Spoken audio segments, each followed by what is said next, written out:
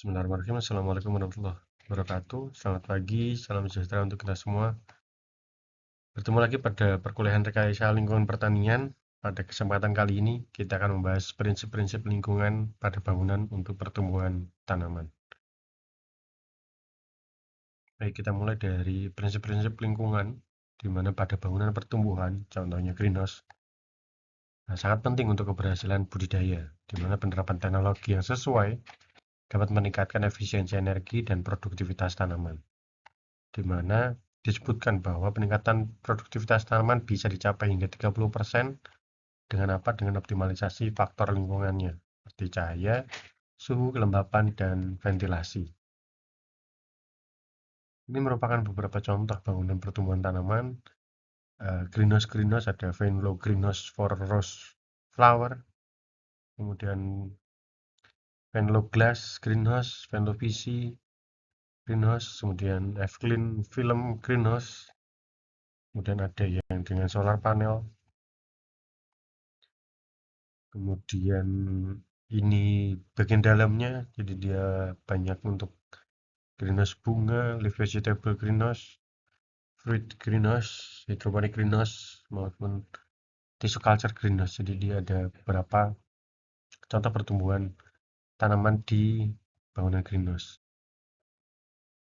Baik, kita masuk ke plant factory, yang mana kita juga punya di basement, di lantai basement Fakultas Teknologi Pertanian UGM, di mana plant factory dapat mengontrol lingkungan untuk budidaya tanaman secara optimal, di mana penggunaan teknologi seperti pencahayaan LED, kontrol suhu, dan nutrisi otomatis, di mana PF dapat memproduksi tanaman berkualitas tinggi sepanjang tahun tanpa tergantung pada kondisi luar, karena dia di dalam ruangan, semuanya terkontrol dengan baik, jadi bisa sepanjang tahun.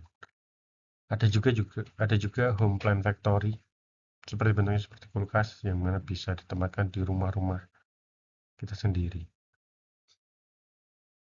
Greenhouse atau bangunan pertumbuhan tanaman merupakan struktur yang dirancang untuk mengontrol faktor lingkungan guna mendukung pertumbuhan tanaman secara optimal. Strukturnya apa saja? Strukturnya seperti rumah kaca, polytunnels, dan bangunan vertikal. Jadi ketika kita membahas greenhouse, harus membahas frame-nya, membahas strukturnya, membahas bahan kacanya ataupun dinding-dindingnya juga. Baik, lingkungan yang dikontrol dengan baik memungkinkan tanaman tumbuh lebih cepat dan lebih sehat. Faktor utama yang harus diperhatikan antara lain ada suhu, kelembapan, cahaya, dan juga aliran udaranya. Jadi ketika kita membahas greenhouse, hal yang kita pertimbangkan adalah suhu udara luar yang akan masuk ke greenhouse ataupun cahaya matahari yang akan masuk ke greenhouse, yang mana bisa berefek ke pertumbuhan tanaman yang ada di greenhouse itu sendiri. Oke, kita masuk ke faktor-faktor utama terkait dengan bangunan pertumbuhan tanaman. Faktor yang pertama temperatur, di mana ini krusial untuk pertumbuhan tanaman. Dengan beberapa tanaman membutuhkan perbedaan temperatur antara siang dan malam. Hal ini menghasilkan dua temperatur optimum untuk mendukung pertumbuhannya ideal. Memang seperti yang kita ketahui, kalau pagi tanaman beraktivitas, kalau malam tanaman juga melakukan respirasi. Jadi temperatur penting untuk mendukung dua temperatur optimumnya tadi. Contohnya ini, seperti tanaman tomat tumbuh dengan baik pada temperatur malam 16-19 derajat Celcius dan temperatur siang 21 hingga 27 derajat Celcius. Di mana untuk menjaga suhu ini diperlukan pendingin di siang hari untuk menjaga suhu maksimum terlampaui, ataupun di malam hari ada pemanasnya. Jadi temperatur bisa dikontrol terkait dengan dua temperatur optimum tadi. Batas temperatur siang dan malam harus dikelola dengan ketat dalam budidaya tanaman di rumah kaca. Kenaikan suhu siang sebesar 5-10 derajat Celcius dari suhu malam merupakan batas aman untuk banyak jenis tanaman. Jadi kita kontrol hingga kenaikan suhu siang ya hanya sebesar 5-10 derajat Celcius ini.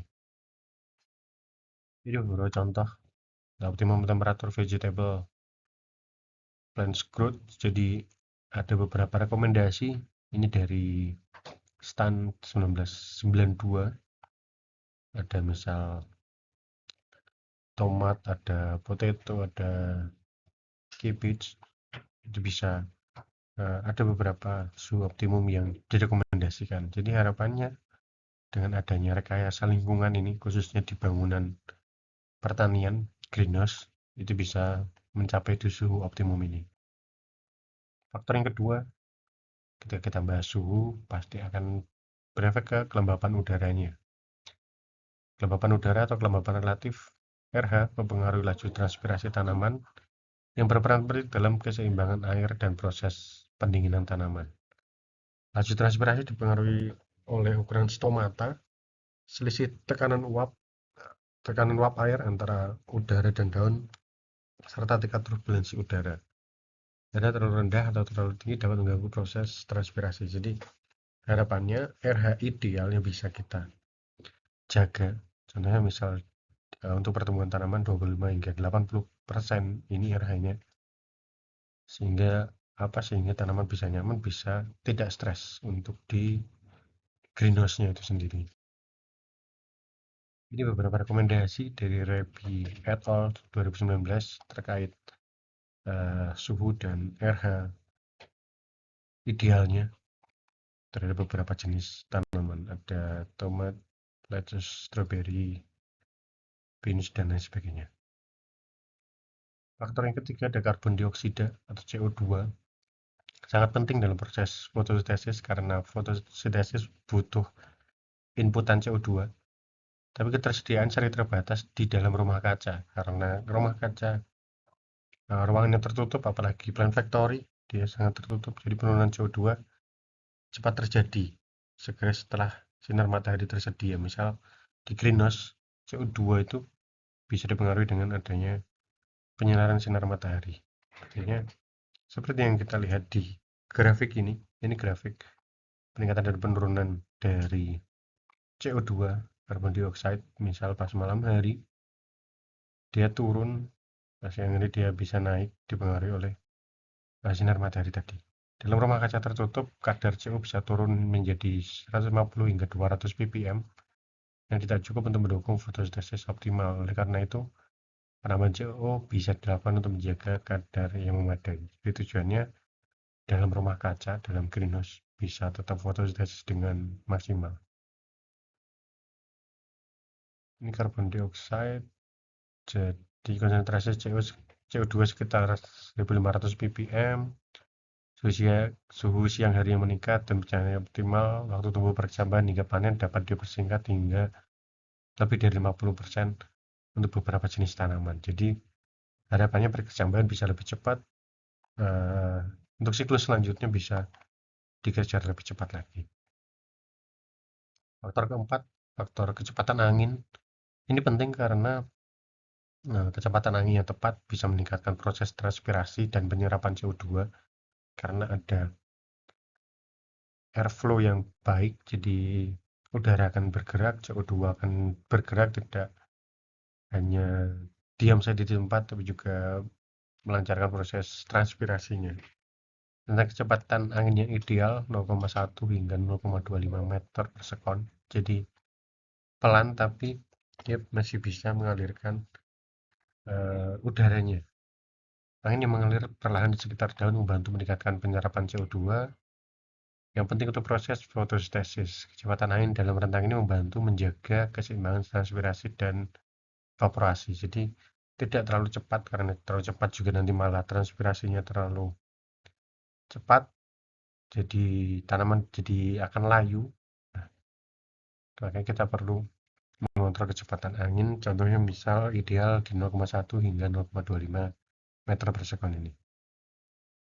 Kecepatan angin terlalu tinggi bisa ambruk, jadi greenhouse-nya bisa ambruk, dapat mengganggu pertumbuhan tanaman, atau bahkan menyebabkan kerusakan fisik tadi. Kecepatan angin di atas 4,5 meter per sekon berisiko merusak tanaman secara fisik. Jadi dia akan bisa malah merusak bangunan fisik dari greenhouse itu sendiri. Kecepatan angin 0,5 meter per sekon, penyerapan CO2 menurun, dan 0,1 meter per sekon pertumbuhan tanaman menjadi terhambat. Jadi harapannya bisa optimal. Kecepatan angin yang lebih batas dapat menyebabkan stres mekanik yang berbahaya bagi tanaman. Jadi harapannya ketika kita memberikan airflow di dalam greenhouse, kita juga mempertimbangkan eh, tidak terjadi transpirasi yang terlalu tinggi ataupun evaporasi yang terlalu tinggi. Kan perkuliahan pada kali ini nanti bisa dibahas lebih lanjut di pertemuan di kelas. Saya akhiri. Assalamualaikum warahmatullahi wabarakatuh.